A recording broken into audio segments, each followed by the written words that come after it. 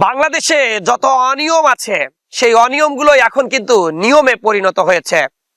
বিভিন্ন সময় বিভিন্ন সরকারি দপ্তরের কর্মকর্তা কর্মচারীরা যেভাবে অনিয়ম আর দুর্নীতি করেন তাতে মনে হয় সরকারি কর্মকর্তা আর কর্মচারীদের অনিয়ম আর দুর্নীতি করাই বোধহয় তাদের প্রধান এবং প্রথম লক্ষ্য।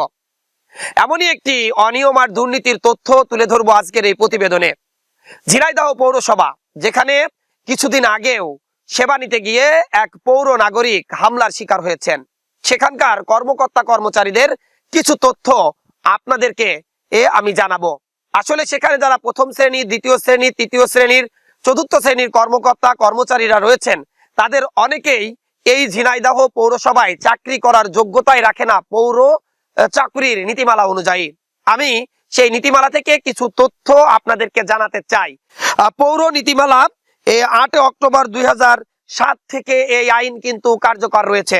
সেখানে ধারা 1-এ বলা হচ্ছে, পৌরসভার কর্মরত প্রথম শ্রেণীর কর্মকর্তাগণকে নিজ জেলা ব্যতীত অন্য যে কোনো জেলায় যে কোনো পৌরসভায় বদলি করা যাবে এবং দ্বিতীয় শ্রেণীর কর্মকর্তাকে নিজ উপজেলা ব্যতীত যে কোনো পৌরসভায় বদলি করা যাবে। অর্থাৎ প্রথম শ্রেণীর কর্মকর্তারা নিজ জেলার কোনো পৌরসভায় চাকরি করতে পারবেন না, আর দ্বিতীয় শ্রেণীর কর্মকর্তা যারা রয়েছেন তারা নিজ উপজেলার কোনো পৌরসভায় চাকরি করতে পারবেন না, তবে নিজ জেলার অন্য যে কোনো পৌরসভায় তারা কিন্তু চাকরি করতে পারবেন।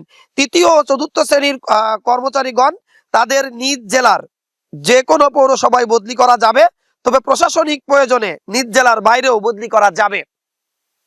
কোনো কর্মকর্তা অথবা কর্মচারীকে 3 বছরের জন্য কোনো পৌরসভায় বদলি বা পদায়ন করা হবে, তবে প্রশাসনিক কারণে 3 বছরের পূর্বেও তাদের বদলি করা যাবে। বদলির আবেদনে যথাযথ ভাবে কর্তৃপক্ষের মাধ্যমে প্রেরণ করতে হবে। অবসর গ্রহণের 1 বছর পূর্বে কোনো কর্মকর্তা কর্মচারী তার আবেদনের পরিপ্রেক্ষিতে সুবিধাজনক স্থানে বদলি করা যাবে।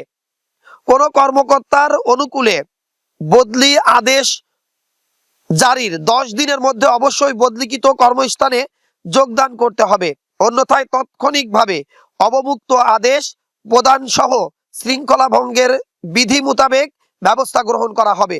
ক, খ ও গ শ্রেণীর সচিবগণকে শ্রেণীভিত্তিক পৌরসভায় পদায়ন ও বদলি করা যাবে। প্রশাসনিক প্রয়োজনে যে কোনো কর্মকর্তা যে কোনো পৌরসভায় বদলি পদায়ন করা যাবে।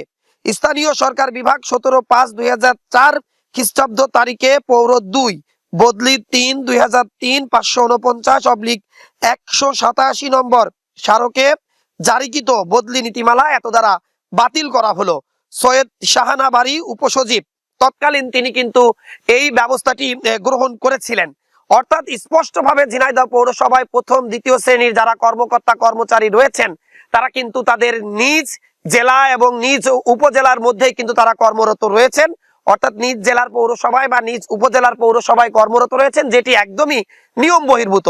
তার উপরে যে সকল কর্মকর্তা কর্মচারীরা সেখানে রয়েছেন 3 বছর থাকার কথা থাকলেও বছরের পর বছর তারা অজানা এক কারণেই সেখানে কিন্তু কর্মরত রয়েছেন।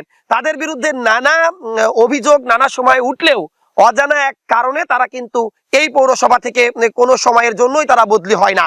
তবে কেন হয় না সেই তথ্য খুঁজে বের করার চেষ্টা করলে দেখা যায় স্থানীয় পৌরসভায় বা নিজ জেলায় চাকরি করার কারণে তারা স্থানীয় রাজনৈতিক ব্যক্তিদেরকে ম্যানেজ করে তাদের সাথে নিয়ে লুটপাট করতে কিন্তু সবসময় ব্যস্ত থাকে।